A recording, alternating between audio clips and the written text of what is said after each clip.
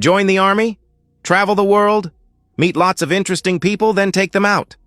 With this joke, my best friend Simon talked me into joining the army. He'd been in 2 years already and said it was a great life. I even joined the same unit he was in and then volunteered for the same special duties outfit he'd joined. The training was grueling, but we helped each other through it. Our outfit was based in a large regional center and life was pretty stable. In fact, we both fell in love and got married within a month of each other. Myself to a real cutie named Pam. By the time I'd done 10 years service, I'd been happily married for 8 and begat 2 daughters I adored, Kate 7 and Melissa 5.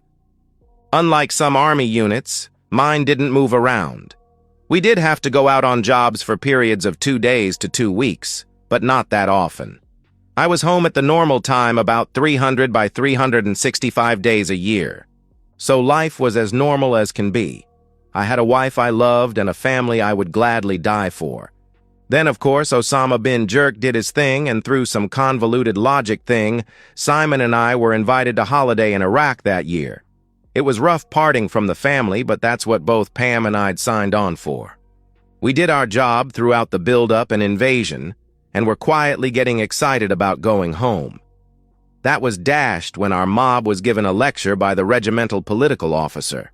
We were to stay and fight to maintain the peace. Simon, ever the larrikin, couldn't help giving the politico a hard time. "Sir, fighting for peace, isn't that a bit like screwing for virginity?" It was cathartic to see a room full of burly soldiers laughing their heads off while the lecturer went a bright shade of angry. Well, as history shows, the peace was more violent than the invasion. At least the enemy wore uniforms during the invasion. We lost more guys in that period than ever before.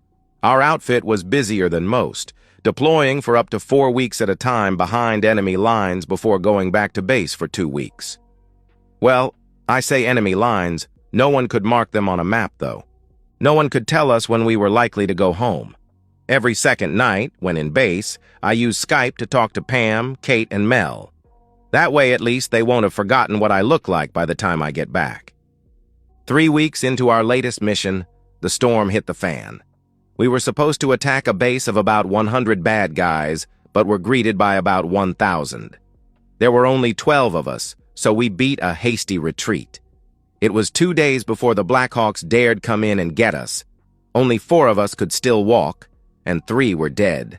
Worst of all, Simon, my life support system, had the tendons blown away at the back of his knee. Nothing fatal, but his service career was over. He was flown back to a hospital in our hometown with the other wounded while the rest of us were kept in the country so we could be psychologically returned to a fit state to rejoin the human race. It was obvious to all that we no longer had enough guys to keep going. Cold military planners since the Romans have known that once a force loses more than 10% of its complement, morale takes a tumble. That's probably why whenever a Roman legion retreated from a fight, their own officers would take our every 10th man in a process called decimation. What bastards? Worked, though. Roman legions didn't run from too many fights. 7 days after returning from the mission from hell and 9 months after deploying, I was sitting in the mess tent using my laptop to email one of the new widows of one of my guys. I'd been corresponding with all 3 of them since the Army confirmed they'd been notified officially their husbands were dead. The Army employed a whole bureaucracy to do this, but we were a tight-knit unit, and I knew they would appreciate the personal touch. I knew them all.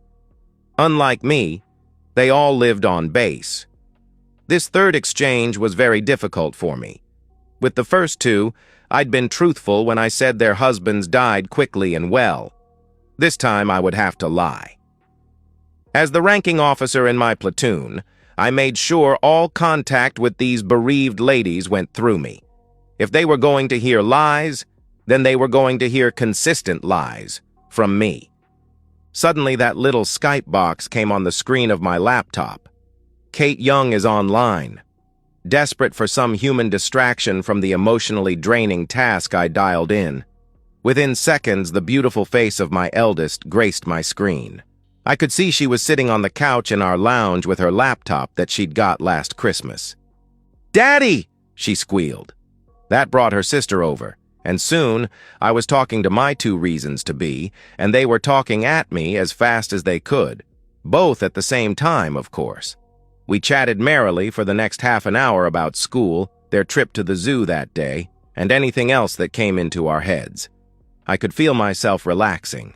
The urge to strike out and destroy something, anything, was slowly receding. I glanced at my watch and calculated that it was getting on for their bedtime, so I tried to wind up our chat. "Where's your mum?" I asked Mel. Katie had wandered off screen somewhere. "Oh, she's in the kitchen with Uncle Mick, Mum's new friend. He went to the zoo with us today," said Mel. My blood froze. Neither Pam nor I had a brother Mick. I fought the sudden sinking feeling. I'd seen this too many times to be anything like relaxed. "How long has Uncle Mick been around?" I asked with as much casualness as I could muster. Hell, I take down people for a living. I'm not a bloody actor. "Since just after Easter, Daddy." That was 2 months ago. The fact that Pam hadn't mentioned any new friends told me all I needed to know. "Does Mum see much of Uncle Mick? How often is he around?" I asked. "Oh, he's around most days." All of a sudden, I heard Kate whispering from off-screen. "Mel, you know Mum doesn't want us to talk about Uncle Mick." Suspicion became certainty. Rage started to build. Control pushed rage back with great difficulty. "Kate, come on screen, please," I barked. Kate appeared looking uncomfortable. "Kate, does Uncle Mick stay for sleepovers?" "Yes, Daddy." With even greater difficulty, I controlled the wild hatred that was in danger of consuming my being. "So do you like Uncle Mick?" I asked. Again, both girls started talking at once. It was impossible to listen to both at the same time. I did catch the words, slimy, he smacked me, and doesn't like us. "Right, shush, girls. Now, Kate, you first." "No, Daddy. We don't like him, and he doesn't like us. He's mean to us when Mum's not around. I think he hurts Mum, too. Sometimes I hear screams from her bedroom when he's having a sleepover." Damn, that hurt. One thing the Army had taught me was how to plan quickly in a crisis. It was a skill I'd honed in many deadly situations. "Does that jacket I see hanging near the front door belong to Mick?" I asked. "Yes, Daddy." "Go and get it, please, Kate, and see if there is a wallet in one of the pockets." She did, there was, and within 5 minutes I had Uncle Mick's full name, address, and license number. There was also a security card from his employer. After Kate helped with that, she went into the garage and got his car details, make, model, and license plate number. "Right, girls, I'm going to make a phone call for a few minutes. Leave your screen on and check when I come back, okay?" My call took over 10 minutes. Thank God Simon's wife Julia was home and not visiting the hospital. I then returned to my screen and called the girls over. "Righty-o, my beautiful princesses. How would you like to go to Auntie Julia's house for a few days?" This was an ever-popular question. Julia and Simon had 3 kids, the same age group as my pair, and were good friends with them. "Daddy, we haven't seen them for ages," screamed Mel. So Pam was hiding from our friends, was she? "Well, go to your rooms and pack a few clothes and toys. Enough for a few days, and Auntie Julia will pick you up shortly. Now, Kate, I want you to do something for me. Pick up your laptop and carry it screen first into the kitchen and set it down with the screen facing Mum, please. I want to talk to her. Then go and pack." "Okay, Daddy," Kate replied. I was treated to a guided tour of the house while the laptop was carried into the kitchen. As the kitchen door opened, I could see Pam and a man sitting at the table with a bottle of wine between them. They took no notice of Kate as she put the computer on the end of the table. In fact, they were in their own little world until Kate said, "Mum, Dad wants to talk to you." They both spun around like they'd been smacked and stared at the screen. Pam's face had a look of fear, and the man looked like he wanted to slide under the table out of sight. "Hi, Pam, how are you? This must be your friend Mick," I questioned. Their lips moved, but no sounds came out, so I continued. "Come on, Pam, you must have known you'd be caught one day. You must have prepared a little speech for me?" I asked. It was obvious she hadn't. She tried a bluff, not realizing she was the world's worst liar.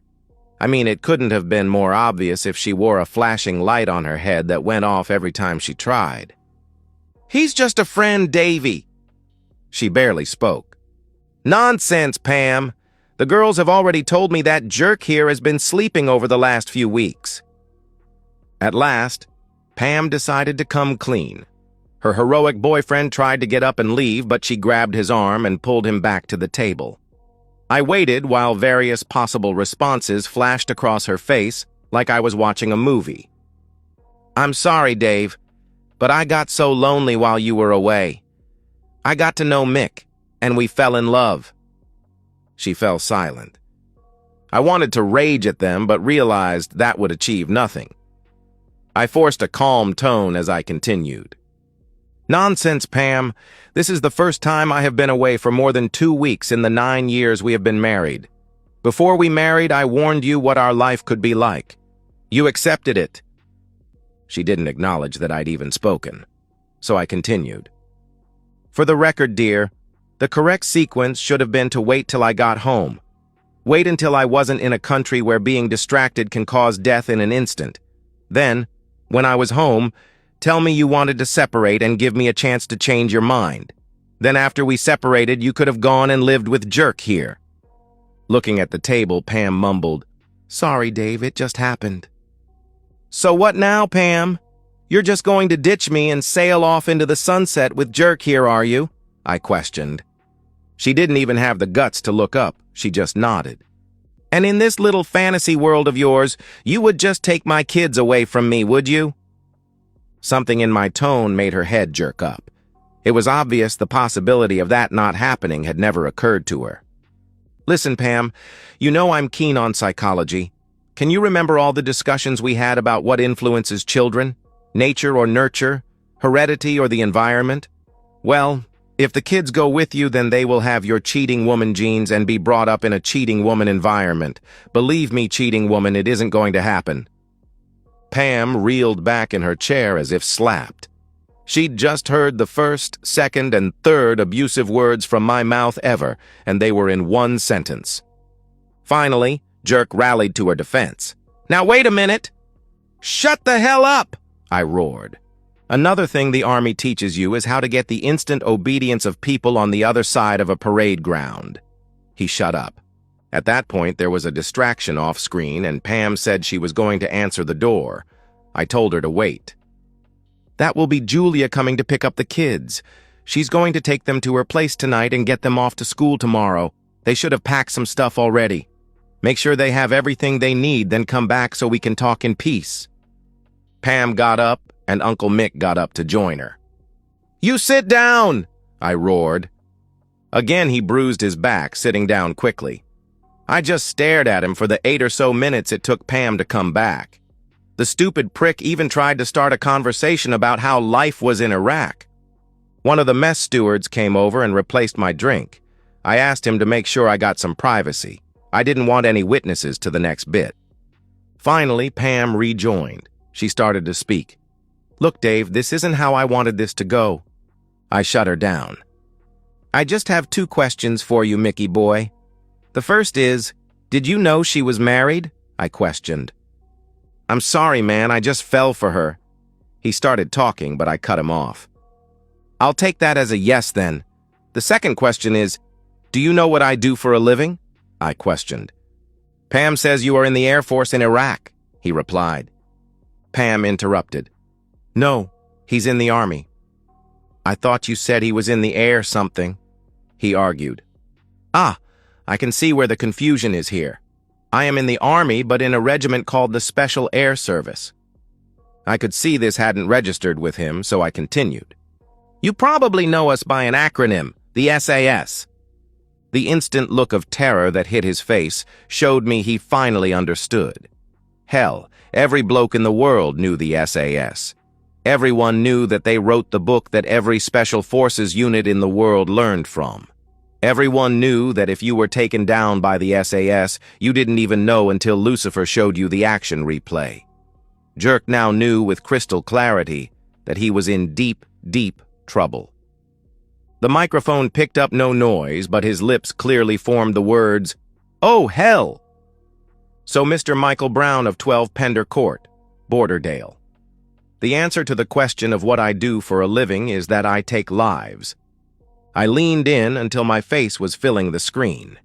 His face was in a pathetic, pale rictus. "So jerk, for the crime of having an affair with my wife, for destroying my marriage, for putting my daughter's possible happy future at risk, I sentence you to death," I roared. "What?" he asked, terrified. "You heard me. I am going to destroy you." He just sat there with his mouth opening and closing like a goldfish that had jumped out of the bowl. Pam cut in with, "Come now, Dave. Cut the macho stuff. I know you're in the army and all, but how many people have you actually taken down?" Her light tone surprised me. I turned away from staring at Mick's image on the screen to hers. I was further surprised by the slightly challenging expression on her face. I suddenly realized she had no idea what I spent my days doing. As with most Special Forces members, I hadn't advertised what I did. No one outside our close circle of friends knew I was even in the SAS. I certainly didn't tell her what I did in Iraq, mainly because I didn't want her to worry. Keeping my voice level, I replied, "Well, dear, I've been in the base for the last week, so I haven't taken down anyone. But the week before that, I had taken down 10 or 12. It was a bit of a slow week. Sorry, I didn't really count. It didn't seem important at the time. Most of them I shot, but one of them jumped me as I was changing clips and I stabbed him. I stuck my knife in his belly, angled up through his diaphragm until I got his heart. Surely, Pam, your mum must have told you that the way to a man's heart is through his stomach." Through the magic of Skype, we were intently staring at each other from across the world. What she saw was a stranger who she now knew with a deadly certainty was very dangerous and very, very angry. What I saw was someone that was suddenly very, very afraid. What you should know, dear, is that I didn't hate any of those guys. They were just doing their job. I felt absolutely nothing for the guy I knifed even as I watched his lights going out. Now imagine what I would do to people I hate. I heard a gurgling noise from Mick, so I turned my attention back to him. "Are you still here? The further you get away from my house, the longer you live. My knife has an appointment with your throat, and that is a promise you can take to the bank." With an audible moan, he bolted from his chair and off the screen. I heard the door slam. Now it was her doing the goldfish impersonation. I let her collect her thoughts, which, judging from her facial expressions, weren't good. Finally, she whispered, "Are you going to destroy me too?" she asked. This brought me to a standstill. I hadn't decided on her sentence. "Pam, I'm sorry. I haven't decided yet. One thing I do know is that after you brought a third party into my house and had an affair with him where the girls could hear, you are not a fitting mother for my children. Oh yes, Kate told me all about how you scream while he is with you at night. She thinks he is hurting you." I didn't think Pam's expression could get more horrified, but she surprised me. One thing for certain is that my girls will grow up knowing exactly what I think of cheaters. Another pause allowed my thoughts to go from my emotional front brain to my rational center. They were both in agreement. You know that there is much research to suggest that having one parent die can be less damaging to kids than a messy divorce? Not surprisingly, Pam didn't respond to this. She was smart enough to know that simple statement contained two options for her, and neither one was good. "No, Pam. I think I would find it difficult to destroy you. I loved you once, and until now I've had no reason to think you weren't a good mother." Before she got too excited about this, I continued. "So here's the deal, Pam. If, when I find Mickey Boy, and you are with him, then I will destroy you as well. If you go to the police, I will destroy you. If you don't have divorce paperwork ready for me to sign when I get home shortly, I will destroy you. Do your homework, Pam. Look up how many times murderers are convicted when nobody is found. I can assure you that yours won't be." I let this sink in. She looked close to collapse. "Will you really take down Mick?" she questioned. "Pam, this country has changed me. I have seen so many friends die and have taken down so many men that I only have a shred of humanity left. Taking down Mick will cause me no qualms at all. Oh, Pam, if only you had done this the decent way, I would have understood." For the first time, Pam had tears gushing from her eyes. I wanted this over with. "You'd better write this down, Pam. The divorce settlement will give me the house and full custody of the kids. Your visitation will be totally at my discretion and will be what I think is in the best interests of the kids. By the time I get back, you will need to have organized yourself somewhere to live. I will pay for your living expenses for a reasonable time until you are on your feet. I'll send you the details of an army lawyer. The civilian judges seem to listen to them pretty well. When I get back, I'll take an instructor's job at the base so I can be home every night with the girls. We'll get by fine without you. One thing is for sure, I'm not coming back here. Before I got here, I worried that I wouldn't be able to handle being shot at. That wasn't a problem. What does worry me is how much of a soul I will have left if I have to take down many more mothers' sons. It eats you. Good night, Pam. Don't bother to mention any of this by email or phone until I get back. I'll not be set up to take a fall when I get home. Just do everything I said, and you should have a long and happy life. Not one that is anywhere near what could have been, but you made your choice. Now it's time to pay the piper." With that, I closed the connection. I got home 3 weeks later and had an emotional reunion with Kate and Mel.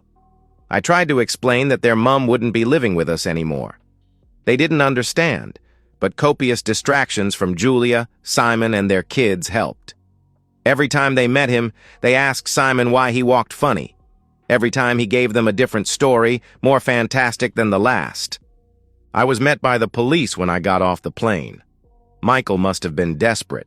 They admitted they'd spoken to my wife and she failed to corroborate his story. I didn't try any fancy evasive tactics, but I didn't admit anything either.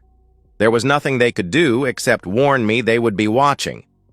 The divorce went through with only small modifications on my part. I decided to leave it up to my girls how often they saw their mother. I was surprised how their young minds attributed so much blame to her for causing us such pain. They hardly ever chose to see her. Of course, I didn't find out till much later that Julia had a hand in that. Julia was picking them up from school every day, and the fun they were having reconnecting with their old friends, Julia and Simon's children, left little time for a distraught, no-fun mother. Pam did ask me if there was any chance of reconciliation. I just allowed the ruthless monster that now lives within me to stare at her. It was never mentioned again. In fact, she made sure we were never alone after that. I obviously terrified her. I did get the base instructor's job and was home every night. The girls were getting the best upbringing possible, but divorcing parents always have an emotional impact whatever you do. That's why psychologists recommend parents always stay together unless abuse is involved. Yes, life is good. 4 years and 2 months later. Percy Newmont was relaxed. He was bow hunting with his friends out in the wilds. After all this time, sometimes whole hours would go by without him thinking of his former troubles. He looked back at his friend Peter. He and the other two all worked with Percy, and they hung around a lot these days. Peter caught his eye and smiled. Yes, thought Percy, life was good. The only activity he skipped with them was Wednesday night poker. That was when Percy had an affair with Peter's wife. Moving 2 states and finding a new identity had been hard and had wiped Percy out financially, but it worked. He knew that going back to Borderdale last month for his mother's funeral was risky. He'd felt a bit silly in disguise at the back of the church trying to avoid any contact with his relatives. But she was his mother, for heaven's sake. There was a sensation of frontal impact. Then Percy was flat on his back. He looked down at the arrow sticking out of his chest just below his heart. He was momentarily confused. His 3 friends were behind him. How come he'd been hit from the front? He passed out but came to some time later. He was alone with Peter. The others had gone for help. Suddenly, the pain that had brought him around in the first place was repeated. What the hell was Peter doing grabbing the feathers of the arrow and yanking them sideways? And why the hell was he smiling? The pain was too much and Mick passed out again. He drowned in his own blood 10 minutes later without having regained consciousness. The coroner's officer looked down at the body. Every year I get my back dragged out here when some stupid moron accidentally shoots one of their friends. 2 weeks after that. Pam sat in her 12th floor apartment crying. She had been at it for the last 3 hours ever since John, her latest boyfriend, had left. What is wrong with me? She thought. She reviewed her life for the last 4 years. She had really thought that Michael had been the one. She had married Dave because she knew her biological clock was ticking, and it was a way of getting the children she really wanted. So when Michael came along and she saw the opportunity to have her children and a soulmate, she hadn't hesitated. It took a month after Michael disappeared for it to dawn on her that maybe her love for him had been one-sided. Without a glance at her, he had gone forever, even leaving his jacket and wallet behind. Seeking some sort of closure, she'd gone to his apartment and workplace 2 days after he'd fled, but he was gone. What hurt her the most was that he obviously didn't give a shit how she had fared after he bolted. A big source of her depression for the first year or so had been her children. She'd just started the legal process of forcing Julia to return Kate and Mel when David returned from Iraq and quashed that. After that, whenever she rang the girls, their conversation was stilted, as if they blamed her for something.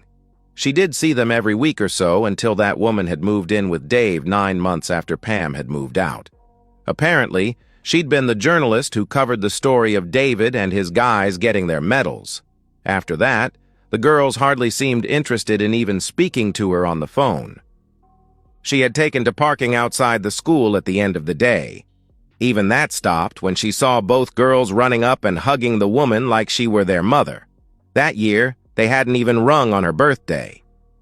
The pain lessened somewhat when she met Pat. He was a few years older than her, but shared her dream of having a family. 8 months later, she moved in with him and they were talking about marriage and children. 2 weeks later, he devastated her by saying he'd met someone else and asked her to leave. A similar thing happened the next year with Randy. They had connected right away and within 2 weeks were inseparable. 4 months later, they moved in together. 3 weeks after that, he dumped her, saying he was getting back together with his ex-wife. Following that, Pam started a series of one-night stands, thinking it would boost her confidence. It had the opposite effect. She really thought that John had been the one. Despite the fact she knew if she didn't have children very soon, it would be too late, she forced herself to move slowly with him. It took over 12 months before she bowed to his gentle pressure and allowed him to move into her apartment. With a small amount of regret, she realized it was the best love she'd had since Dave. 3 hours ago, John met her at the door of her apartment when she came home from work. She saw his packed bags near the door. He gave no excuse, just said he was leaving. He never once made eye contact as he picked up his bags and left. Why had he muttered, "cheating woman," as he carried his last bag out the door? She hadn't so much as looked at another man since she'd met him. Pam dried her eyes and looked at the mail lying unopened on the coffee table. There was 1 blank envelope and 2 bills. She had resisted the temptation to open the enigmatic blank one in her excitement at getting home to John. She picked it up now. It contained a newspaper clipping. She was confused. Why would someone hand-deliver a story about some stupid hunter who had died horribly after being accidentally shot with an arrow? Her face fell as she reached the bottom of the article where it explained that the victim had been formerly known as Michael Brown, who had lived right here in Borderdale. The paper fell from her numb fingers. She thought of Michael. She thought of Pat and Randy. Finally, she thought of Dave. Surely not, she thought. Surely yes, she knew. 4 years ago, she'd had almost everything. In her quest for the last missing piece, she'd ended up with nothing. In a daze, she opened the balcony sliding door and looked at the long but inviting drop down to the car park 12 floors below. And so, we've reached the end of today's story. Was it what you expected, or did it take a twist you didn't see coming? I'm curious to hear your thoughts. Share them in the comments below, and let's get a conversation going. If this story kept you hooked, make sure to hit that like button. And if you're new here or just haven't subscribed yet, now's the perfect time to join our community. I bring you fresh, captivating stories every day, so click that subscribe button and turn on notifications so you never miss out. Thanks for watching, and I'll see you in the next one.